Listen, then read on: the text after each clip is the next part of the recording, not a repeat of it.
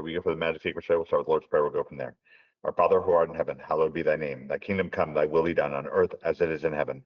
Give us this day our daily bread and forgive us our trespasses, as we forgive those who trespass against us. Lead us not into temptation, but deliver us from evil. And for thine is the kingdom, the power, and the glory, forever and ever. Amen. All right, here we go. Magic Secrets. Tip of the cap to oh, we got Jeremy on as well. Okay, so we'll do a bit there as well. So let's make him a panelist. Great. So let's see the order of things. So here's what we'll do. We'll lead off with magic and gaming, and I'm going to try to reserve the last 10 minutes or so to work with Jeremy on some OMG stuff. I think it'll be really nice for everybody, and it'll certainly be nice for Jeremy. So that will be fun. So Jeremy, you can kind of prepare for that. We'll try to get to that around 50 minutes in. We'll keep today pretty tight. I've got. It was funny. I was watching McAfee and just before the show started, and they were saying that Adam Schefter is one of the guys that have come on the show. Is starting 6 months worth of renovations, and I just realized, wow, we're wrapping up 6 months worth of renovations here. So there'll still be some banging and some stuff in the background, but today may be the last day, or maybe they'll be wrapping it up next week on Wednesday, but we will see. We're kicking off in earnest the second year. It's our second year of Magic Secrets. And so great play testing. Tip of the cap to Smitty, really leading the way, working a bunch with first with Bryn last week, and this week he was working a bunch with Dan, with Dan Burdick, the former, essentially the head of the player experience for Wizards of the Coast, one of the people who really helped shape and define the current way that Magic is created, and how fun it is, and at least the fun side of things, of course, when things kind of get a little wacko, a little out of balance. But anyways, we're really blessed to have him in our group, and it's a tremendously helpful. How are you doing today, Smitty? How's the testing been going? Let's get some of the early reporting from Smitty, and then we'll figure out how we'll carry out this episode from here. Oh, for sure. We played a lot of games. Bryn recorded a lot of games. The results with the Arabella. You know what? You know what we need to do? That makes me realize, Bryn, we need to find a way. What we'll do is the additional games that you guys are testing, they're really precious, and right now they're disorganized. Like you're not disorganizing them, but they're inherently disorganized until we organize them. So Bryn, we need to work something out where the idea would be where you could just upload videos directly and have a playlist. So that's an aspiration. We'll get to it sometime soon, but it'd be good if on our Magic Secrets channel that we had distinct playlists that when Bryn's doing them, and he can kind of put those up and so forth, and they can just be put up any old time. I think people will actually really enjoy those, and then the more we have those kind of organized. Also, Bryn could just do all the stuff that should be getting done for the podcast that are just not getting done whatsoever. Like my descriptions now are like Happy New Year is my description these days. Yes, been so busy with getting that Bryn did do some playlists, so I don't know. Well, yeah, I know, but that's on a separate channel. So what I need to do is get everything like in one place. So it's sort of like, and we'll do all that kind of stuff to get we'll get a kind of a cool animated intro and stuff like that. I mean, I'll make this all look. Believe you me, I can make this all look very, very cool. Right now, we're just getting the nuts and bolts together. You put lipstick on a pig. You got to pick a pig with lipstick. So I'm good with lipstick, but I'm not a fan of working with pigs. So oh, Lawrence is on. Wonderful. Never the same without Lawrence. Actually, before I get started with Smitty, let's check in with Lawrence first, because we haven't talked to him the last episode or two too much. Hello. Always a little bit too much of an afterthought. So, Lawrence, I want to begin the episode with you. How are you doing, man? Pretty good, pretty good. Excited to start the new year. Yeah, yeah, it's been a long time. We're year number two. We were talking about getting things a little bit organized. Maybe Brent will, we got to get Brent access to the YouTube channel so he can start uploading some of these videos that he's creating, getting things kind of organized in a way. And then, of course, we've got to get the Majesty's website up.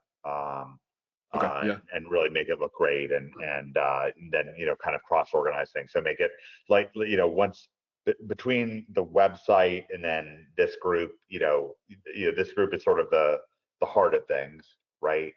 Kind of particularly revolving around Smitty, and you kind of see, without Smitty there, No. like, we'd either be kind of stagnant in a certain way, Negative. or just dead, or just kind of gone. Like I could kind of do some of the things that Smitty does for us to kind of maintain things, but then I can never grow us. But so Smitty's doing things in a way that really, you see it this week. We just have something specific to talk about. Like my eyes were on Magic, but I didn't play very many games this week. And yet we're gonna have a thorough, like really, really nice teched out show. We're getting Michael ready for the Spotlight Series in Atlanta. I take that very seriously. Really want to do a good job for him, and so on. And so, yeah, I just want to start by checking in with you, Lawrence. How's work going, and how's gaming going? Both pretty good. My focus has been like a bit zooming out a little bit more on like law of implication stuff, and then kind of seeing how the gaming and the work stuff all adds into it. But yeah, seeing what's been happening in the group has been energizing, to say the least, right? Kind of keeping track of everything, and I'm what's coming together for Michael, and like the data and the experimenting, everything seems very useful. I can see contrast versus him having this information and it's like not even comparable almost. So Yeah, cool. yeah, it's what I can say is that David Mills's way of doing things is to test a very few games very carefully, and really think this through. So, for example, in Magic drafting, other people would measure progress by saying, "Oh, I did this many drafts, and maybe I won this many drafts." Like, "Oh, I did 20 drafts and I won 15 of them," right? And that's what you would hear. Like, you'd get to the Pro Tour and go, "Yeah, well, I'm ready. I'm ready. I'm confident," right? Because you hear them, they'd be, and we might have done 3 drafts. I mean, they might have done 40, 50, right? We might have done 3 or 5, right? But then we would save the decks from that draft, right? Other people, they would be like halfway through the first draft, they would be starting another draft, right? With the people that had lost in the first round, and some new people, and so on, sort of a hurricane, right? I'm not saying that necessarily, but that was a very real thing that would go on. Like, if someone's going to come to the pro tournament and say, "I did 40 drafts," right? Well, drafts can take you a couple hours to play at least. And you've got to organize people forward and so forth. And so to do that, you're going to have a little bit of a buzzsaw mentality, unless you've just got a regimented pro team that's just ready to get together and meet at certain times. But even then, I mean, 80 times, it's gonna be an enormous amount of time. We would spend, again, we would do like 3 to 5 drafts, and and we would save the decks from those drafts, all of them, and continue to play them against each other, learn the insights from them, right? And especially develop an ultimate deck that we were going to go after, and really start to understand the cards from that, that can be played in it. Because by the time we play in the pro tournament, I would know from David how many 1 drops, how many 2 drops, do I want ideally. It'd be, say 2 to 4 1 drops, or 2 to 3 1 drops, and then 3 to 5 2 drops, and then he'd be very specific which 2 drops we wanted. Like, I mean, which creatures when I say 2 drops, and then 3 drops, and so on. And so I would know very, very specifically. And then by the time it came to draft, to be a professional drafter, Magic drafter, then I would open a pack of cards. Other people are going through this whole creative process, all these thoughts, right? Oh, I'm going to build this deck. I'm going to build that deck. Not me, right? Not me. I knew what deck I was going to draft, Okay. right? I knew So what deck I was going to draft. example, So, and I can explain this. So we did Area 51 Lifestyle. We got over 1,000 testimonials from mostly from men, but some from some women as well, in the dating world. And they really never seen anything like it. It was really incredible for people. You know, I got some very powerful ones, you know, tearjerkers for me. And it was the same type of thing, like with mystery. When, well, first of all, I'll tell you one thing we taught with infield video. I'll tell you that one thing. We taught with infield over the shoulder video, right? I mean, we did. Bottom line, and we did it. You can't say we didn't do it. It was 2007. It was the first year that YouTube was a real thing. 2007, 2008. You know, and there we were with. I mean, you can see there's a clip right on the WWW Area 51 Lifestyle YouTube channel. You can see me and Mystery talking about him in field. Like it was right before, it was right as he was flying out to be on Conan O'Brien, and he was, you know, heading out to fly out to New York, where Conan used to do a show. Billy was directing him, and Billy Valentina, and you know, Mystery and I were sitting there, you know, with over the shoulder video of him going infield, walking up to girls, you know, saying hi, what happens next, and you know, and so forth, and discussing, well, you know, why did he do this? You know, why does he have his back turned? You know, why did he not, you know, looking like, and so forth, right? You know, what's going on? Well, we're seeing the advantage of the camera. We're seeing the, you know, the look on the girl's face, you know, and so on. So we can say, well, we know what's going on and we know what happened, right? And so we can do things very differently. When we did our product, we hired David, had Mystery hire and paid, and David paid for it, or we did, from, you know, we launched StomperNet. We hired these models. One of them was a Playboy model, and Mystery would demonstrate with them. And I mean, you know, they're real people, you know, like they weren't just, you know, sitting there like wax, you know, like Mystery talking to them and stuff like that. It was very powerful, you know, interesting. I mean, people loved the content that we created. So it was all this very over the shoulder kind of approach.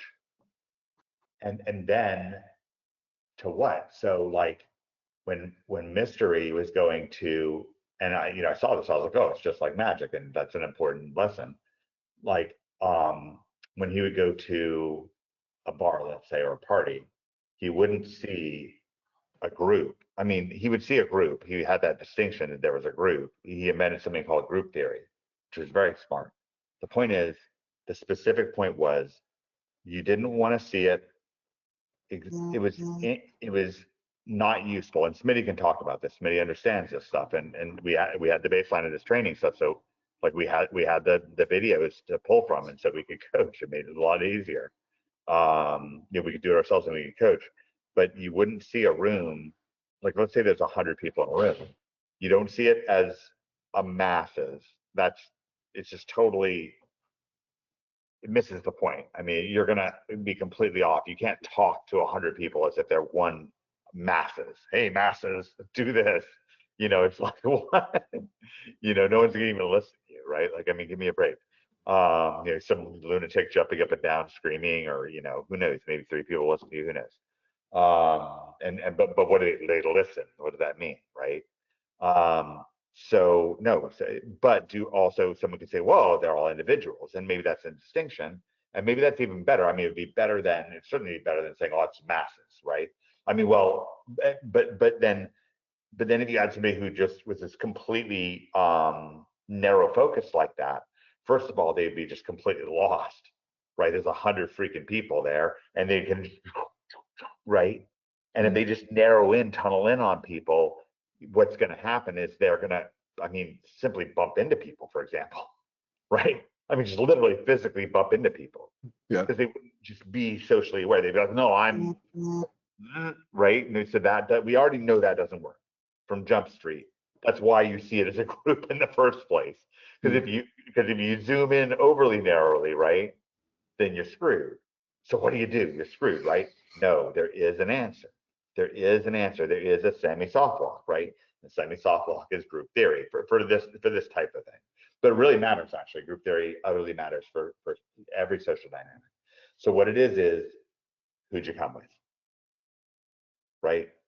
Who did they come with? And making in your mind a circle, Mr. We talked about this, a circle around those people. Oh, Lawrence came with Bryn.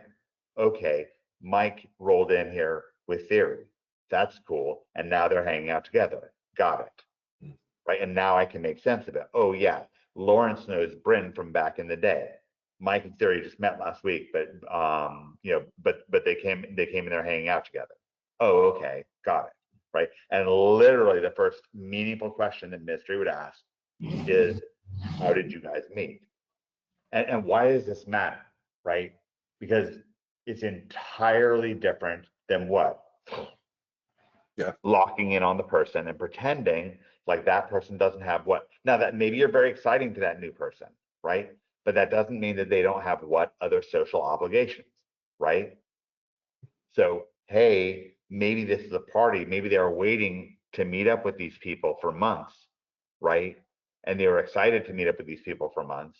And yeah, it's cool that they're meeting you, and maybe you'll wind up being a big part of their night, right? But you still got to work in, right? And it can be great. That can totally be great. But for example, if you one or more people in the group all of a sudden see you hogging up all the limelight and it's spoiling their time, right? Well, why would you do that? And Mr. wouldn't. He would make things fun for everybody, right? I mean, he'd be entertaining everybody, literally everybody. He would do magic tricks and stuff like that for everybody, right? And it'd be fun. You know, people would report people who hung out with him. You know, I had friends who hung out with him. They'd be like, "Yeah, it was fun. Like that's the secret. It's fun." And, oh, okay, great, it's fun. But my point is, you're able to like look at that. Okay, so now we have something relevant, right? You look at this seeming mob, right? We know there's individuals. First of all, it's a mob. Don't believe that when your brain says it. Okay, great. And this is a lot like with Magic. When you're first learning how to play Magic, you would just build like 100-card deck and have no idea what's going on. You just don't have control over your own body. You hardly even know how to draw the cards and play the cards. You're like fumbling around with them or clicking around. You just don't know. You don't have control. Okay, cool. That's one like level of, where you're starting. And then, now all of you guys are really good at Magic. All of you guys could play in a tournament, could win a tournament. And so forth. More than half of the people on the show could easily play pro Magic. Maybe most, if I'm not stopping and thinking about it, but probably almost everybody on the show could even play pro Magic. Not that they want to, or have the concentration or wherewithal to sit for a whole day and a whole tournament and not make mistakes and so on. But they could train. They had the makings of it and so forth. And so there's certainly that feeling. So as a player, what we've done is we've shown how to winnow down, how do we narrow down on the decks that we want to play, not all the decks, right? We just try to talk. Now we're aware of the big decks, right? We're aware of the big decks that are out there. We're not like blindsided, but we're mostly focused in on a very few decks. And then we're really understanding those decks really, really nicely, right? And it leads to a good experience for us. And we understand things really, really well from this vantage. And we're able to make good choices, and this is how we do it. So in the same way, instead of like looking at that room and seeing a whole glob of people and being intimidated, right? Instead, no, and by the way, just stop and realize most of those people are intimidated. They're just with their clinging to their little group like a life raft, right? And you can help them. You can do the next big thing. And the big thing that all the great PUAs would do, Neil Strauss would do, I went out with him a number of times actually, Mystery, they would introduce people. Group theory, merging sets. They would, and why? Because it's valuable. Oh, I met, I met Bryn over here. Hey, Bryn, have you talked to Theory yet? Oh, you guys haven't met yet? Oh, damn, you guys both have so and so in common, right? You might say, well, how can I remember all these things? Okay, good question. Good question. How do we remember all these zany Magic cards? right? You guys all have amazing recollection. Of course, almost none of us, we could probably add together, probably each of us knows about 7 card names, something like that each. Like if you pull together all of the cards, we probably know about 100 cards altogether. But but yeah, but we know the card, but the meaningful cards of standard Magic play, we really know them. We know them up and down, and you have them not just memorized, but you know importantly how they interact, how they change tempos of games, how they, like the board wipes, the cards that destroy all creatures, for example, almost all of them, and you know how they work, and you suspect them, for example. When you're playing against somebody and they're just sitting there just doing nothing, you're not like, hey, all right, let's go. You might run at them, right? But you know you're running at them. You might say, okay, I'm gonna run at this guy. If he's got it. But if he doesn't, he's that, right? And you're aware of it. Okay. So these are distinctions that you see. So what that's like for your brain is all this data, there's all this stuff that's going on, but you're able to circle, there's certain decks that we're doing. Okay, got it. So these certain decks we know, and what are we doing these decks? We're trying to, why did we pick this deck? We have this kind of semi-soft lock theory. So we're, kind of doing that, and that's how we're winning games. We're focusing on certain high value cards, certain high value interactions that are, certain cards that really, blaze a trail for us. Mr. Green, the Cub is a big one. Of course, with the lessons deck, there's lessons itself and so on. Theory himself is a poster boy for success with this stuff. Writing Mr. Green to all kinds of success and so on. Because otherwise, someone can say, well, just think more. Well, you only have so many hours a day. That's the first thing that David said in Magic Secrets, right? You only have so many hours a day, and in that time, you only have so much energy, and we want that to bubble up, right? We want to be motivated. We want to do a great job and get good at strategy and get good at the practical application of it. So it's enjoyable. It's awesome. We just get better at it, more like a fish to water. So like I'm saying, like Mystery, when he's looking at people, he's seeing like a group that came together, right? Oh, these people came together. First question he's going to ask, how did you guys meet? Right? Super powerful question. And when you're merging sets, you want to repeat that information so they don't have to, right? And then people are amazed. You say, well, how do you remember all this stuff? Because it's important. Because you don't have to focus on everything else. It's the only thing you need to do. Like if I'm meeting people, the only thing that's going on is names, where they from, how they meet. Maybe what they do, but if they get into that, right? And they might, and they do, right? If it's networking, business, sure, you get into that, right? But there's nothing else going on. Nothing. I'm not sitting there like, oh, damn, is she tossing her hair like this or that? I mean, you can, right? Some guys do, but I mean, have some basic sense, pay attention. Like, and you be humble. You don't really know what things mean anyways. Like, really, you really don't. Like people will really in social situations, business situations, really want to fight people. And it's a fool's errand. It's not because it's because it's a rock that can't be lifted. Like the thing that they're trying to do, the person, there's no person that's going to be eternally motivated to keep doing the same thing forever and have the same conditions to do so. It just, life doesn't work that way. So when people feel like they've got someone else pegged, now, can you look to me and David, for example, for burning curiosity, for trying to get the world straight and right, and get all the way to the solution to things and really succeed? Yeah, for sure. There are things that you can really see people's vectors, right? Where you can really see the train tracks, and they can be really thorough and rich and deep and clear, and all of the context of their life can be built around.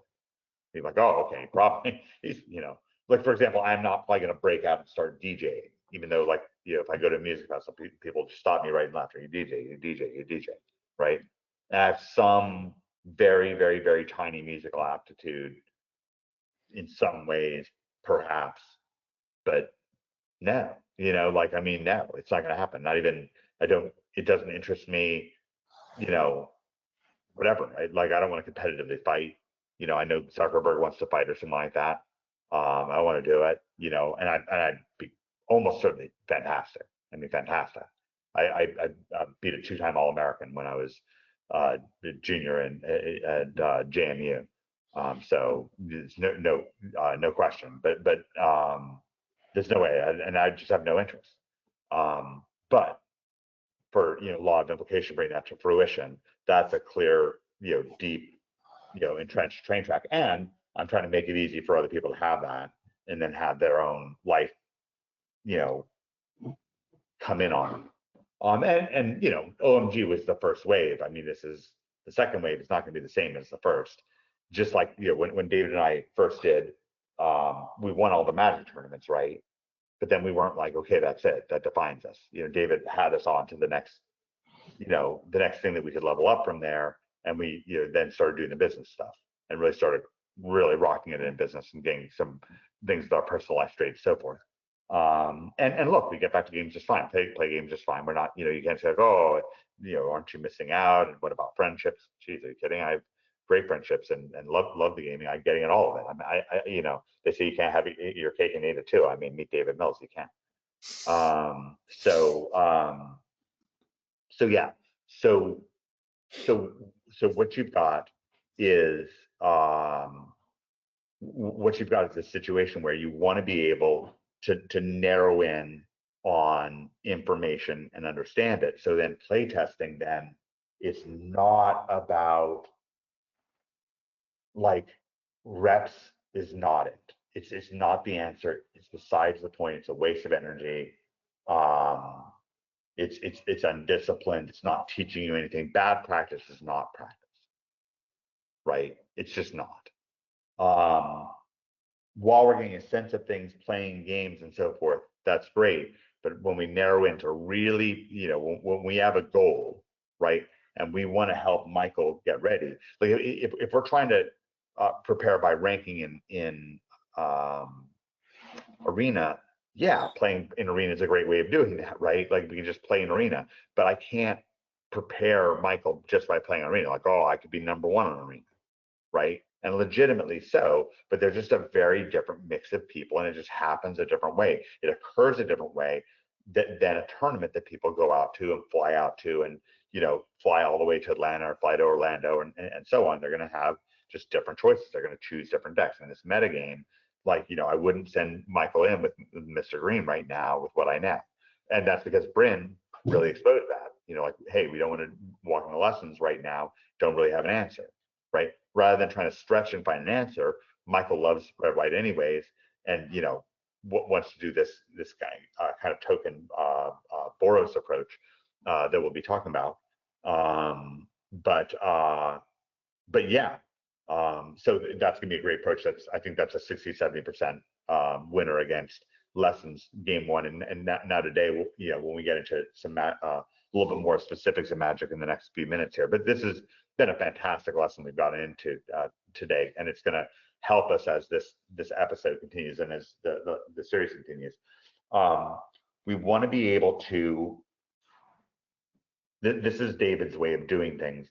So like I said, with mystery, it would be like, you'd see who these groups were, you'd introduce the groups to each other, and you become, in doing this, intensely valuable, right? And you really are. I do this at anyone who's been with me, to one of my live events. Brandon and Lawrence have. Smitty certainly, knows that I live this. I'm constantly introducing people, constantly, like, in a very deep, vested way, and I'll almost kind of reintroduce. I really don't do it at a surface level. I'm looking for dots to connect, mini projects to come together, the popcorn to come together, whatever, whatever it is with that. Are you okay? You need this? You sure? Okay. All right. So great. So let me just take care of something really quick. Smitty, I'm sure you have many things to say about what I was just talking about, and I'll be right back in 30 seconds. I do have a few things to say about what you're talking about. One of the things that Mike was talking about with mystery. Let me grab my notes here. First of all, Lawrence, your hair and beard look amazing today. So shout out to you. After I still to this day always often use a slightly different phrasing. Like, how do you guys know each other? It just works, and introducing people is great. Mystery used to always focus on making more statements than asking questions, and he is who he is. Neil is who he is, and Spear is who they are, and they had a different end goal than Michael, David, and I, which they were more into the pickup society, but we could still learn a shit ton from them, and the way that they interacted in groups, especially. So I guess that's all I have. Smitty, you're right. Mystery did like lead a lot, but he was the one who taught me to ask the question, how did you guys meet each other? I mean, he would always leave with that question, and it's just so valuable. Can you explain like what the difference between those two things? Because it's going to come up again and again in business.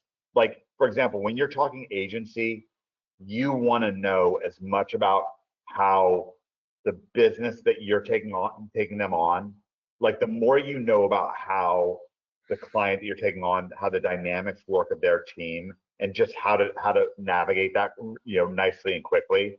Just figure out how it works. And I don't mean who's the boss so I can work the boss, right? Like, well, I figured out she's the one with the real power, so I get a favor from her and she gets done. Yeah. I mean, maybe. Okay. I mean, that kind of stuff can happen. It can come up. It really can. But I'm talking much more about like, hey, what's the organization of this business? How does it work? Generally, how do they meet? Generally, what's going on? Right. And that's a real power to it. And there's a real respect to it. And I have that stuff at my fingertips. It's important to me. Right. People's associations with one another are very important to them. Smitty, please continue. I think what you're saying was very valuable. Oh yeah. So I was just saying, like, our end goals, and there's a whole like plethora of information from David on this. Our end goals were a little different. I would say Mike and I and David's than Mysteries and Spears and man, the little Indian guy, and Strauss, what was the little Indian guy's name? Like Rambo or something? He'd like pick people up and shit. Matador. Matador, yeah. Like he was a wild man. So anyways, but yeah, I mean, like I still constantly, if I'm in a group setting, especially when I don't know a bunch of people or know none, I always use how do you guys know each other, and definitely introduce people constantly. If I'm and it's not hard. It's easy. I mean, it's just idiotic not to do it. Like if you were forced to watch yourself not ask that question and introduce people, wouldn't it just be excruciating?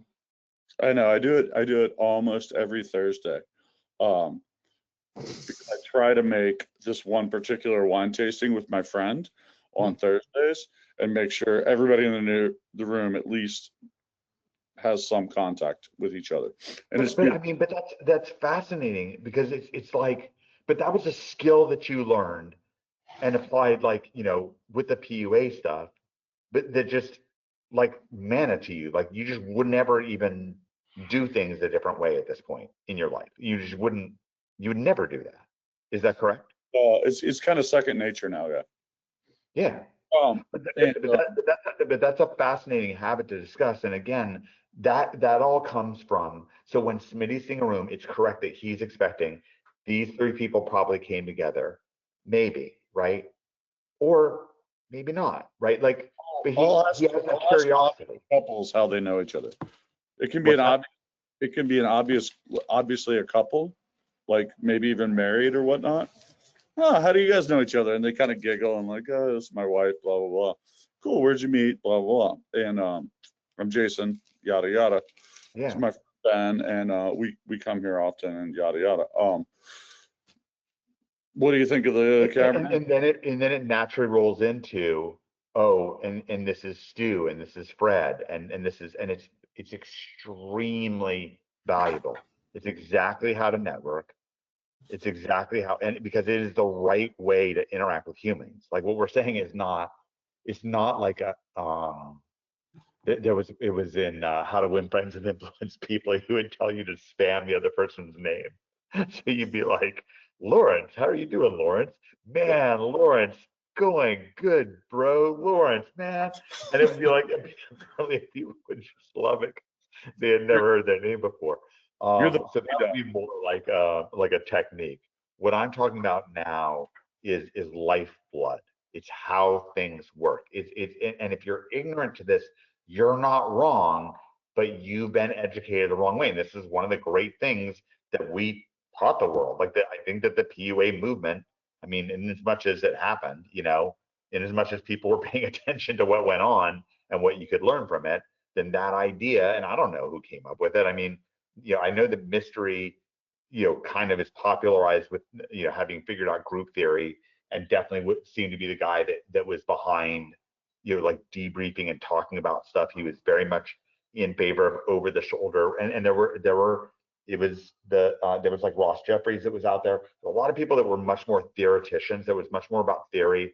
Ross's stuff was much more about like kind of talking to waitresses, if that makes sense. I'm not saying that's a bad thing, but just it was the type of thing you could control because you could, you know, chefs talk to you, and so you could do a better job talking to the waitress than not. And I'm not discarding it or not, but I'm saying a lot of what was out there would be like stuff that might work talking to a waitress, because then at least then you could practice it and stuff like that. Whereas mystery was really going out and, you know, in West Hollywood and picking up, you know, movie stars and Victoria's Secret models and stuff like that. And he really was, you know, and they were having a great time. You know, the problem was that he would run out of content, and then it was literally what would happen. He would run out of content, and then he would have to go to the next person, because and that's where Smitty was talking about David's approach, the after game approach, which is like you're kind of standing in a wholly different place. Like from an attraction standpoint, it's going to look very, very similar, and on a lot of levels, on a surface level, for like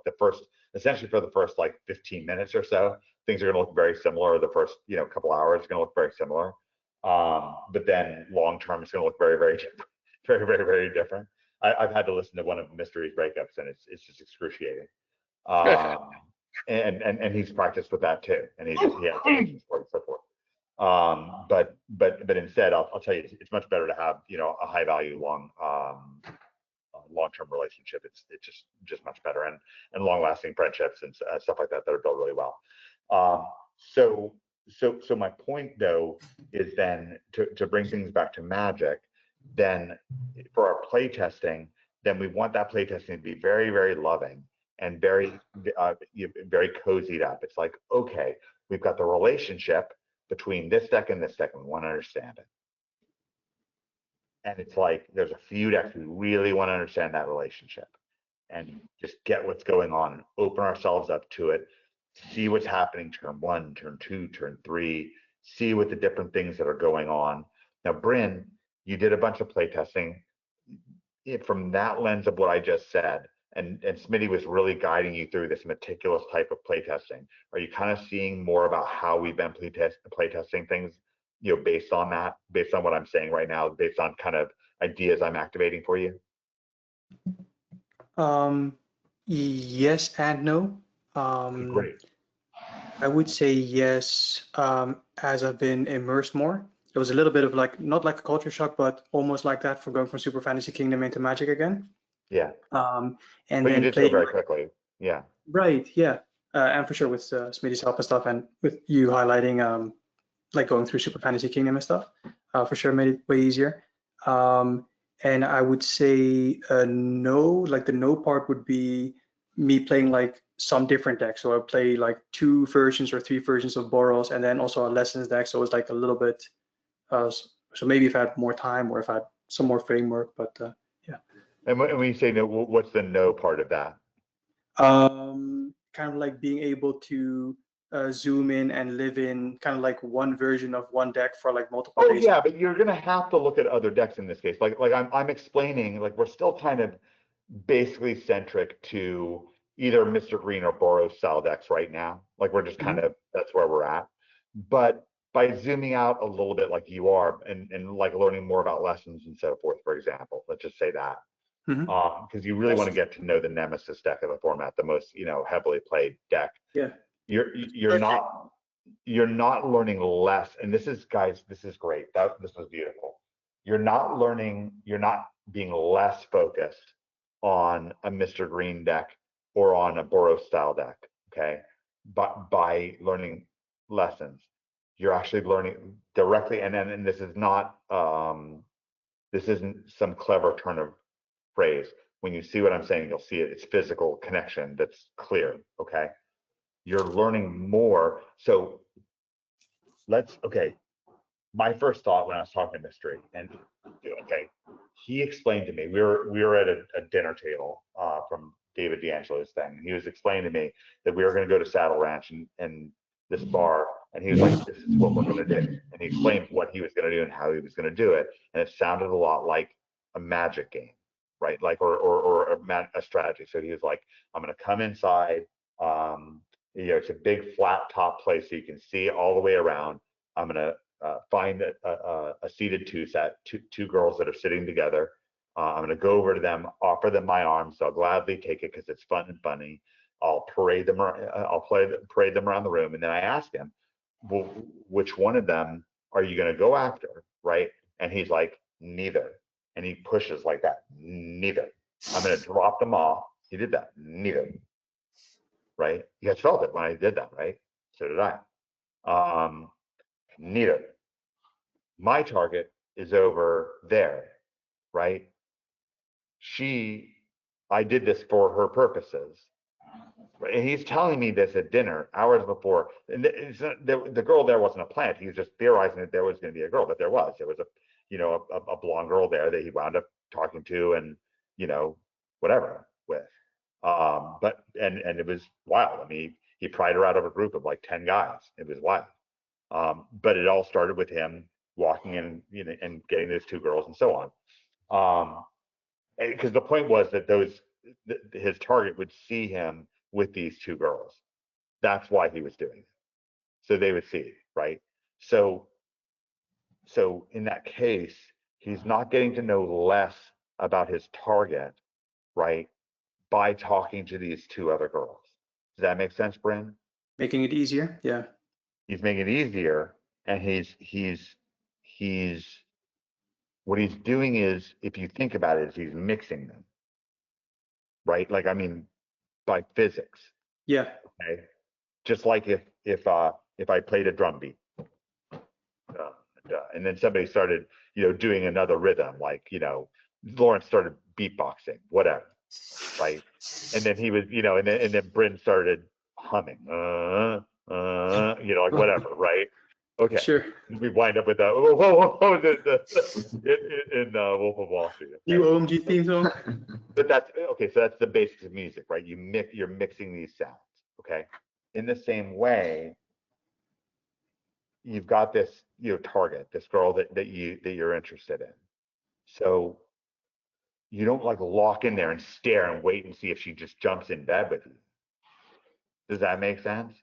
Well, Yeah. Mr. also was like, he was not an ugly guy, but he wasn't like a Jake Gyllenhaal. He was an average plus guy. Like, oh yeah. Go ahead, Smitty. no, I mean, it's just like, he had good face symmetry. He had a strong nose. He was decently tall, but then he would also wear those ridiculous shoes. What I mean is, like, he's probably like a 7, 8 on a dude scale. Like, nobody's gonna fall over, paws up just by looking at him. Well, maybe some will, but what I mean is, like, he had to accentuate. Well, he didn't have to, but he We had to look smack. Yeah. his positive features. So yeah. So Like grabbing those, hold on, let me talk a little more. Please do. Yeah. And because I had it in my notes, the stroll around the room. Like, if you can find if you're into this sort of thing, if you can find a round room with the bar in the center and just like you can literally approach a group or a twosome and just like walk them around. You're now the belle of the ball, and you don't even know how many people think you're the belle of the ball. So that strategy was always like it's at a minimum, you're going to draw attention. Yeah, And you don't Smitty would walk into, we'd like Smitty would walk up. I think Smitty usually opened, which the hardest thing, right?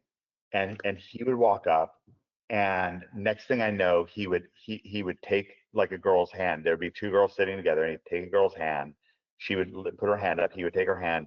He would the spin the squirrel. girl around, and Smitty would sit down in her seat, and she would be Squirrel kills it. but then he would give her a seat back. He was just joking around. But then it was just a fun thing to do, and it wasn't necessarily at all because he wanted to jump in bed with that girl at all. He might not even talk to the girl again, but everybody saw it, right? And so now you're mixing that with the rest of the room, like the rest of the room kind of see. And again, Smitty would do things in just a very fun, like very, very nice way. We had a friend named Edgar, and what Edgar would do is he would wait until somebody else had crashed and burned, and then he would swoop in, and that was his thing. He was a swooper for sure. He the swoop, right? Because but he would swoop in, and what, guys? He'd be fun, right? He'd be fun, and I'm pointing back to the dynamic of this, and so Bryn, with that playtest dynamic, okay, I know what it's like to feel like, oh, I'm learning my deck by playing it, by doing, yeah, I'm learning it, right? And I know Right. what the deck's like. I've played against it. I get it, but you don't, and I thought so too. So you learn so much, and it feels for a while, feel like, oh, am I being pulled off in a different direction, right? Like, oh, am I being Yeah. confused here? Am I mixing my vectors up and confusing myself, and am I retarding my progress? Yeah. Right? And I don't mean retarding. I mean like flame retardant, where you put like rubber on something and it slows down the progress of name it, whatever. So that's what I'm. So what you're doing then in the playtesting process is you're zooming in on the deck, like, because what we need to do is the way to get the like I remember how David showed me about like business relationships, where with some people, for example, it would be up and down, and when it was up, I was so happy with them, but when I was down, I was so frustrated. And David's like, "Don't you realize this is happening again and again?" And I was like, "Oh, what's going on then? I don't have control, right? I don't know what's going on. I'm confused." And for David, it was so easy, and he showed me it's not what you're doing; it's where you're standing. I was like, "What do you mean?" Right? Well, from that vantage point, it's like if I was trying to take a picture of this, this lamp that's right here, right? But if it's just not in the frame, I can't take the picture, right? Just can't do it. Okay. So what's the frame around? So he would show me like that, yeah, if I just look at the good times with that person and say, oh, that times are good right now, right? I'm gonna make a decision. This is great. Or things are bad. I'm gonna make a decision. Things are bad, right? I'm missing the context. So he would show me how to step back a little bit, and draw a little bit more, not too far back, not so far back that things become meaningless, but more of a sweet spot where I'd say, oh, well, what's a week look like with this person, right? What's it gonna look like? Okay, do I want that? That's it, right? If every week is gonna be this, do I want that? And if I'm picking it and then getting upset with it again and again, that's where you're really done. But I would do that. That makes sense, right? Let's say that Bryn predictably is going to go high and low every week, right? And he's going to kick ass Monday, Tuesday, and Wednesday, and Thursday, Friday, Saturday he's going to be worthless. Like his word's going to mean nothing, right? If he says he's going to do it, he ain't going to do it, right? He going to do it Monday, but then Monday he's going to do it, okay? if I'm sitting around every Thursday, Friday, and Saturday, then I'm an idiot because I'm not paying attention. Because Bryn, we already said Bryn's up Monday, Tuesday, Wednesday, down Thursday, Friday. That's not true about Bryn. I'm just saying that if that was true about Bryn's actually apparently on all the time. Apparently. But anyway, yeah, we all go through good spells and so forth. So anyways, so what happens with this stuff then is for it to be useful and for it to be available to us, then in the testing process, we want to be able to then meticulously say, okay, what does that look like? What does that red-blue, that red-blue lessons matchup look like against Cub and Mr. Green, right? And just watch it. And if it gets obliterated and there's nothing for us to do, like let's see it, and let's see it in slow motion. Let's see it in detail, right? And understand it and slow down and get that, right? And be like, okay, cool, and embrace it. And at that point, I just say, cool, not the season, right? Switch to the other deck for now. Find a different way. Can I do it a different way? But also, Michael, what made it really, really simple is that Michael he want to play red white anyways, right? So what did I do? I just said, let's make sure we crush. Let's find a version. So I put things back on track by saying, see, you showed that let's just not do blue green at the moment. I can just wait a month. We're gonna in a week or 2 weeks, Lorwyn comes out and we've got new shock lands. It's all up for grabs again. Who knows what's gonna happen, right? There'll be new cards. I haven't looked at them yet, but whatever. So lessons might get banned. Lessons also, I mean, if lessons might get banned and so on, right? And we don't want to overly, yeah, it's true. And we don't want to overly, that's true. I'm careful with stuff like that because you don't want to lose creative tension. Let me jump in real quick on the Magic. What I think the best strategy is for Freeman is because the decks you struggle against are green decks, and right. So what he's more arrived at is more of a Bryn, do you have Michael's deck pulled up somewhere?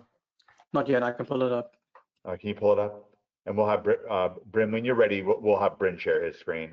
I'm not going to pull up my screen today. Okay. Smitty, unless you want to show your screen. Do you want to have Bryn do it, or do you want to do it, Smitty? Please, Bryn. I don't know how. Yeah, I thought you'd rather have Bryn do it. Great. All right, I'm going to make him a presenter. All right, go ahead, Smitty. The final, I don't want to say the final, but the current strategy I think that's best for this deck this weekend is not to introduce blue, as good as it may be. I think it is to focus the board to beat green and to beat control, because we seem to thrash lessons, and I think that's going to be your major matchup. And I think the next deck you're going to see is green. Wait, what was it that you just said? We seem to thrash lessons. Lessons, right? And what we probably expect to see the most of. So ride that. But green and control are the most difficult matchups. And so I think the plan should be to have almost all of our board minus 3 cards, because we should definitely not forget about Reanimator, because that'll be probably the next deck down the tier. So you're going to see lessons. You're going to see many variations of Cub, and you're going to see control and Jeskai.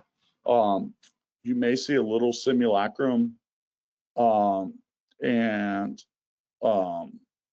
yeah, because that's gotten a little bit of a resurgence as the format slowed down a little bit.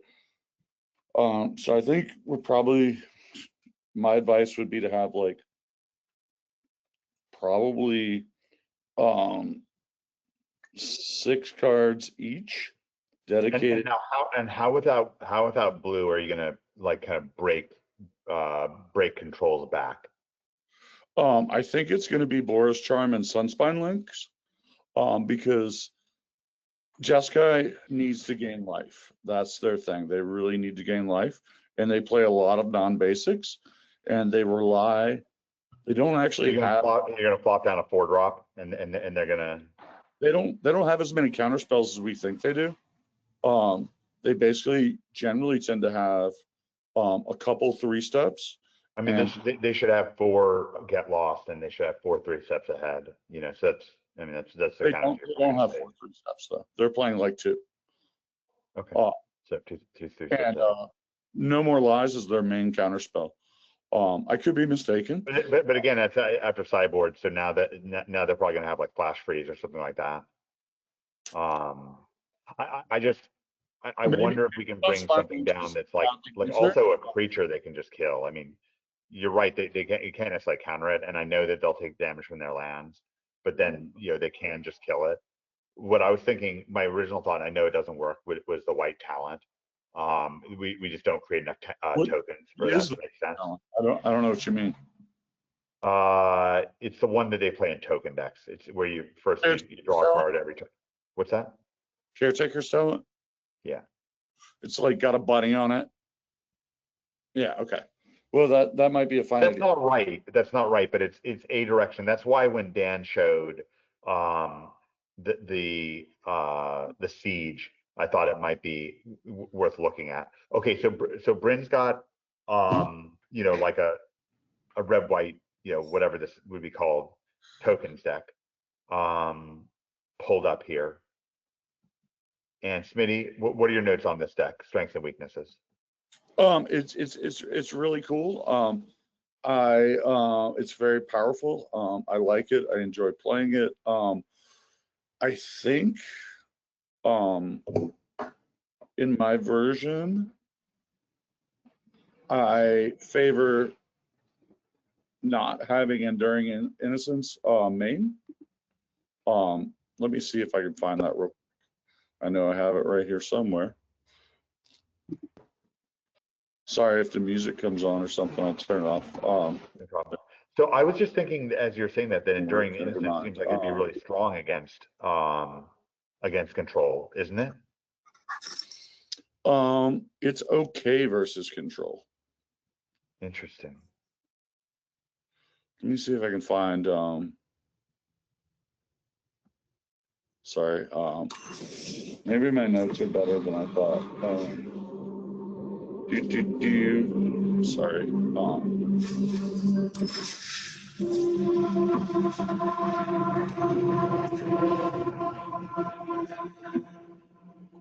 Okay, so yeah, I favor the Shocking Sharpshooter over the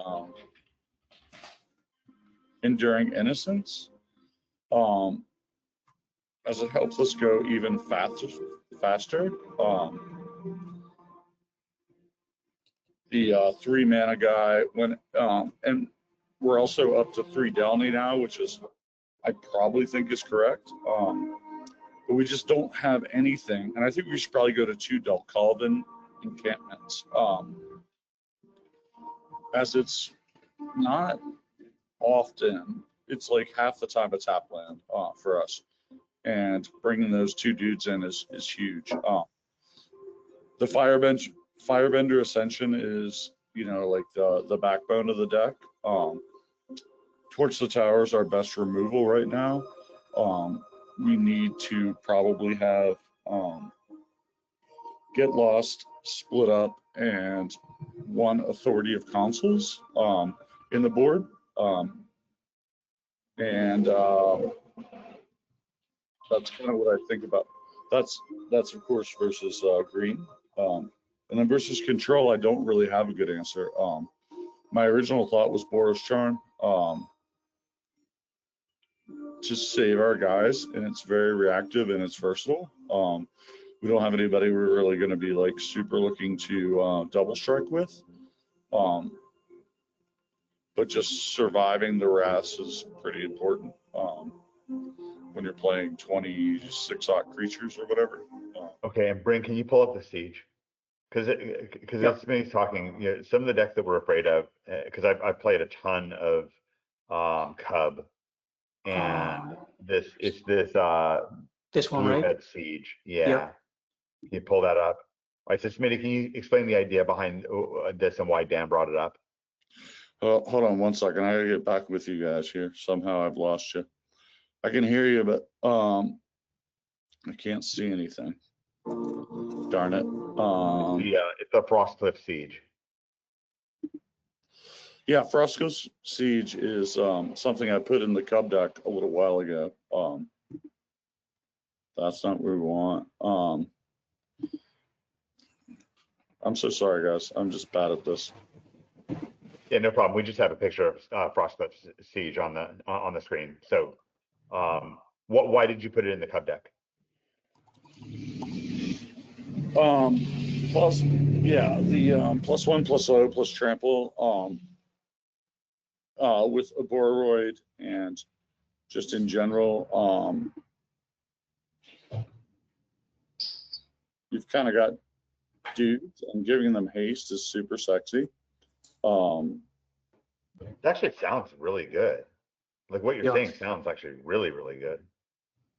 Oh my goodness, why can I not? Yeah, Yeah, there have been times. don't really worry about seeing the screen, Committee. But your idea about putting Frostcliff Siege There in, it is. I'm back. I gotcha. All right.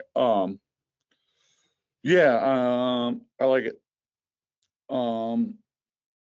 Yeah, Smitty, haven't there been times where we were playing Boros versus Control or Boros versus Cub, and you were at like 4 live or 5 live, where we're like, okay, well maybe if we had the Frostcliff Siege, you would have been to 0.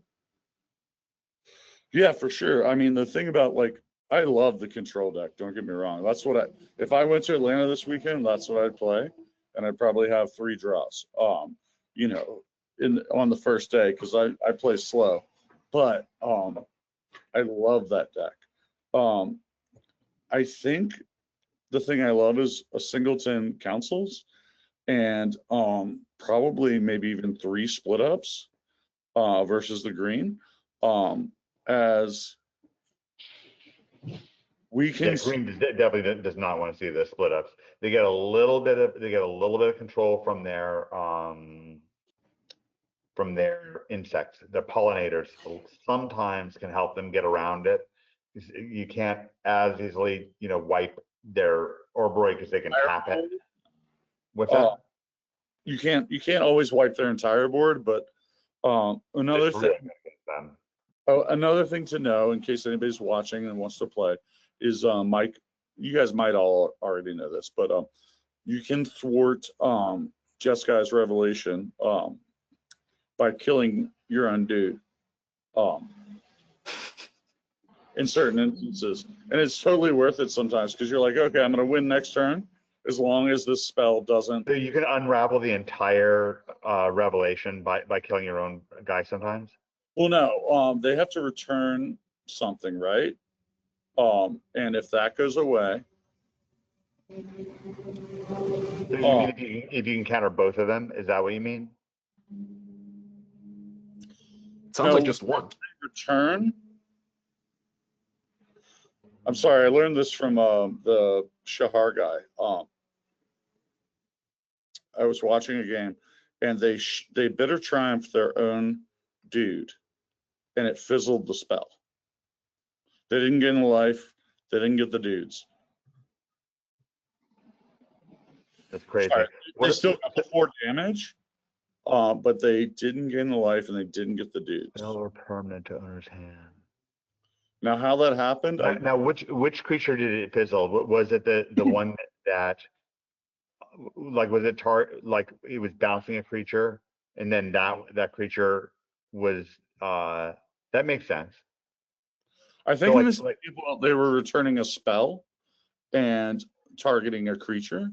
But I can't be honest, but I saw it happen.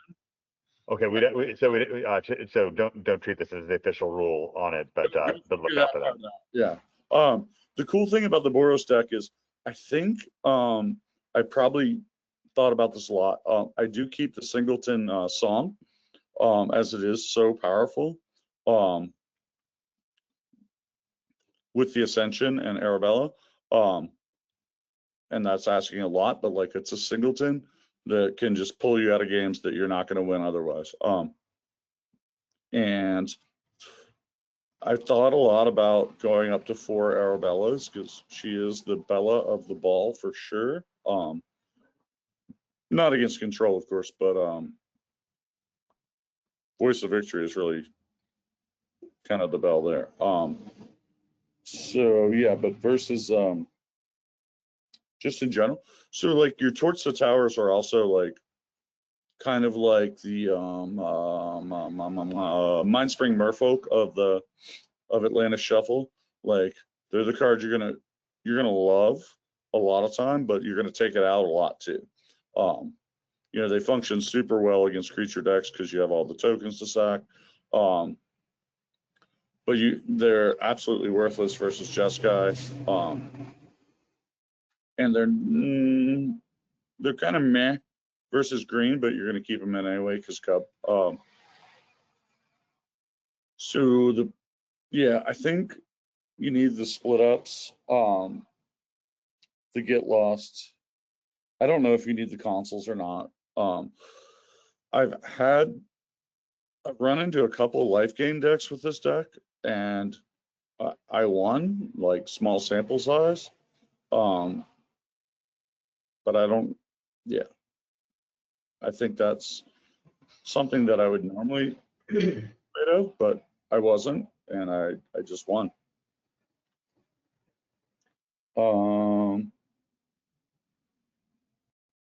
Yeah, maybe focus on the best answers for control, because I do think I do think a number of split ups in the board. Yeah, split up seems deadly against green. I definitely feel it. You know, in theory, you played it enough to know that you don't want to see that.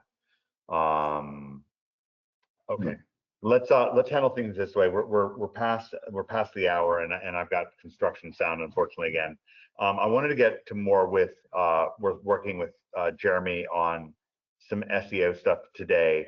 Might be a little bit difficult for us to do that, but at the same time, I'll try to push through just a wee bit right now. One of the things I was saying is that, you know, for this show, you know, we'll get Bryn working on, you know, maybe posting these playtest videos in channels and so forth, and that leads me to naturally thinking, well, we want a, you know, really great looking website. We want the website to correspond to things, to be organized in a way. Same thing for businesses. What businesses really need, they need the holy grail for a business. I got too much banging. It's the website. The holy grail for the business is that website, and everything revolves around it. You're going to organize everything around that website, and this is the way that things should be thought of right now. In like when we started OMG in 2014, when Theory joined, having a website was so impressive in the first place that if you just got somebody there, people would just root around and look for your phone number. They really would. They'd really try to contact you because, you know, it was wizardly to just have a website. It's like, wow. Now, not so much. You know, now there's a real banner blindness right on your website. Banner blindness is that, you know, with Netscape, when they first came out with banner ads, they had a crazy 75% click through. 75% of people that came to a web page and there was a banner ad on it would click on it. Now it's probably 0.001%. It's a very small percentage now. And they attribute that massive difference. They call it banner blindness. And it's a predictable effect of the human mind when the mind thinks it can filter something out that's not that important. It's old news, right? The website was not the place to make a stand in 2014. Right now in 2026, as we start, it is. And it's the holy grail. And we're going to be talking about more. OMG 2026 is going to be organized around that holy grail site. And who is that a site associated with? What are the associations of that website, Jeremy? Who is it associated to? Who made the site? Who does that person work with? Who do you trust these days? You say, well, you know, it's not who you know, what you know, it's who you know. Really, that's a big part of things in life now.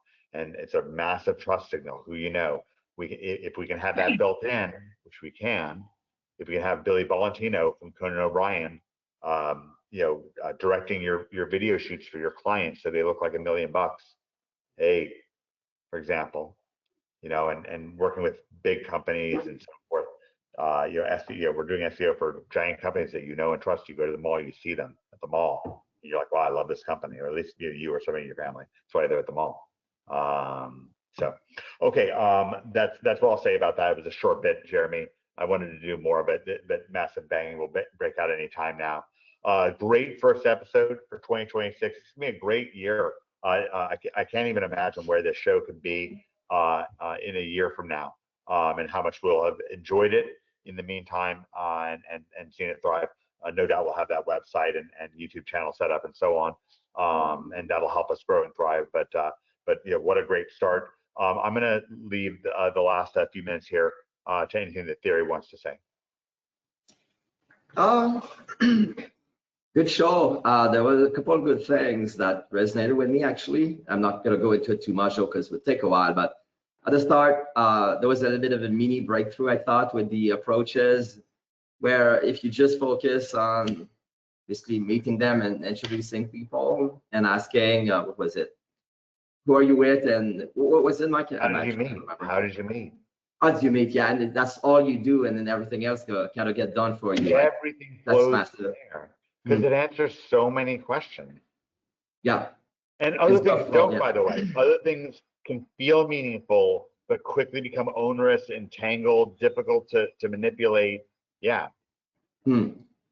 Yeah, there was also the thing with the the Monday to Friday. Somebody reliably on Friday, there was like whatever, like mean anything, and then somebody gets upset or they don't factor that in. It's a bit like the Google algorithm, because for 12 years it's gonna be a Google algorithm, right? Every 6 months, every 3 months, and I've seen SEOs panic every time as if they didn't know it was coming. Well, if you're doing SEO, you're freaking out every time a Google updates happen. It's a bit of an issue because it's gonna come in 3 months or 6 months. So and if you're standing in the right place, because I think that was like what was said too, if you're standing in the right place with the Friday to Monday thing, Google updates are actually a good thing. I could go into why and stuff, like, because if you stay up to date and stuff like that, you'll be able to keep ranking. And then if it became too easy, then other people wouldn't. There would be too many people doing it, and I'd be who has the most budget, and be fighting against like massive corporations dumping billions of dollars, but they keep being weeded out. And the massive corporations are coming to us because it doesn't work that way. You're right, Theory. That's why they're coming to us, because it's not just some tournament that's out there that's just a publicly posted auction for traffic. It doesn't really work that way with search. Yeah, exactly. Yeah, I think that's just my comments. So far, there might be a couple more things. Good show. I like what was said. And then, yeah, up the top, that's it for me. Great episode. Great episode, everybody. Smitty, thank you very much. Thanks for leading this. Everybody, please. Smitty, crushing it for us, crushing it for Michael, and shout out to Tokyo Gary and to Michael. We appreciate you guys. Want to see you back on the show. I'm going to try to get Ryan on the show next week. We'll see if we can get him on. And great episode. Just something really special. This core that we're starting, building so carefully. When people want to say like, oh, I have something that's built on rock, but what's the rock? This is the rock. Great job, Smitty. Appreciate you. All right, great job, everybody. I'll get this posted as quickly as we can, and we will see you next week for Magic Secrets.